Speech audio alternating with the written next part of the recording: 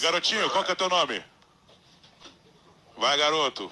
Tem um menino ali que ele ficou aqui, cara. Ele usou fralda. Igual Chico. Francisco, Chico. Ô, Francisco, quantos anos você tem? Eu tenho 18. 18. Você tá de fralda. É você o rapaz que ficou de fralda o dia inteiro? Tem voz de homem, né? É, sou eu. Tá cheia essa fralda ou tá de boa? É cheia. Desculpa te expor. Acho que foi meio desonesto. Tudo bem. Você tem uma pergunta aí pro Frank, ô Chico? É, eu tenho. Fala aí. Como a gente sabe, né, várias partes aí do Frank vêm de lugares diferentes, né? Eu queria saber dele qual é a parte mais difícil foi de achar pra montar ele, né?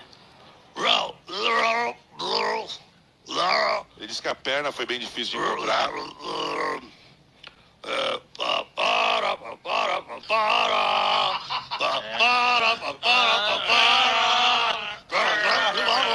Essa perna aqui?